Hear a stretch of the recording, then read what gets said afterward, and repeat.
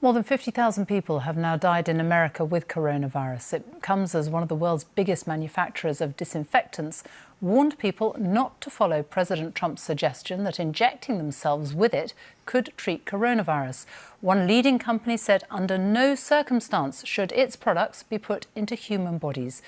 The president today said his remarks have been sarcastic. Our North America editor John Sopel has more. Controversially, some of Florida's beaches reopened last week, but maybe it was a smart thing to do. According to new research conducted by US government scientists, sunlight, heat and humidity dramatically reduce the life of coronavirus in the air and on hard surfaces. The scientists said it acted as a powerful disinfectant. And that led the president to muse on whether disinfectant could be used inside the human body to kill the virus. And then I see the disinfectant where it knocks it out in a minute, 1 minute.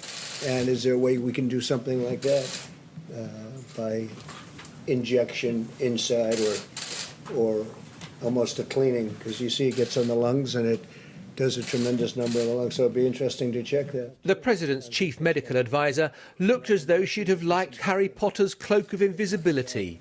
In a minute, 1 minute. New Lysol spray disinfectant. For over a century, Lysol has been one of America's top-selling brands of bleach. But today, in 2020, the manufacturers felt forced to issue a statement saying, under no circumstances should people ingest disinfectant. Doctors, health professionals and politicians are similarly disbelieving. So very clearly, disinfectants are not intended for ingestion, either by mouth, by ears, by breathing them in any way, shape or form. Okay, thank you. But today the president has sought to explain away the controversy by asserting that he wasn't actually being serious. But I was asking a very sarcastic question to the reporters in the room about disinfectant on the inside. But it does kill it, and it would kill it on the hands, and that would make things much better. That was done in the form of a sarcastic question to the reporters. Another question being asked forcibly is whether now is the right time to reopen the US economy. In Georgia today, hairdressers, nail salons, tattoo parlours were able to resume business, even though coronavirus is still a serious problem in the state.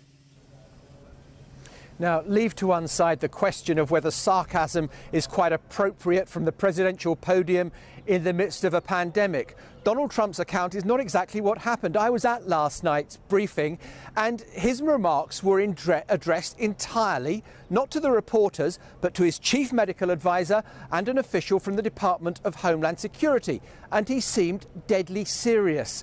Now, the White House has been scrambling all day to come up with an explanation that will withstand scrutiny. It's not entirely clear that this is it. John Sopel, thank you. Turkey is in lockdown with restrictions in place affecting most of the population. The country has the 7th highest number of confirmed cases in the world, but fewer deaths than other countries with a similar number of cases. The authorities say the outbreak is under control, but medical sources have told the BBC the real number of deaths is not being reported, as our international correspondent Orla Guerin reports. The new landscape of COVID-19. Istanbul under lockdown this weekend, like much of Turkey, trying to shut out an invisible killer. The official death toll here is relatively low at 2,600, but medical sources say the real picture could be a lot worse because Turkey only counts those who tested positive for the virus. This intensive care doctor tells me he has treated about 100 COVID patients. We cannot reveal his identity, and an actor is voicing his words. Not all patients test positive. When we try to register patients who test negative in the system, we cannot do it. How many deaths of COVID-19 do you think are not actually being recorded in the statistics? Only half of our patients who died from COVID-19 have that listed as the cause of death.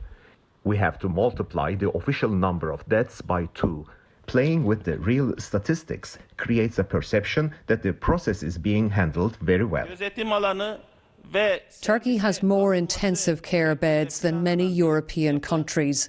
and a much lower fatality rate from the virus. It denies deaths have been underreported. Biz bugüne kadar şeffaf bir şekilde The Health Minister, Faratin Koja, says the country has given the World Health Organization the information it wants in a transparent manner and will continue to do so. But the WHO recommends that probable cases like Turhan Kaya should be counted. The Turkish actor died last month. His son Theo told us he had all the symptoms of COVID-19 but tested negative, so it wasn't on the death certificate.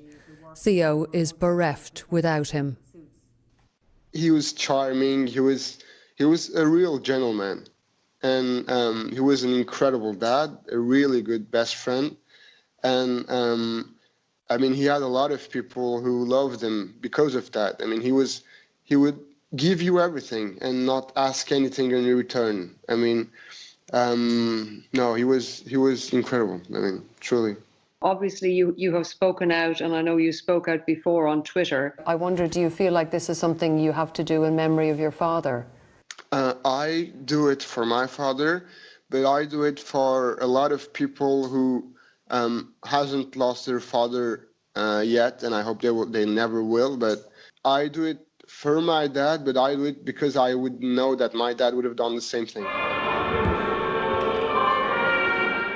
This is a holiday weekend here, but like no other. The Turkish Medical Association says shedding more light on the number of deaths will help the country emerge from this crisis.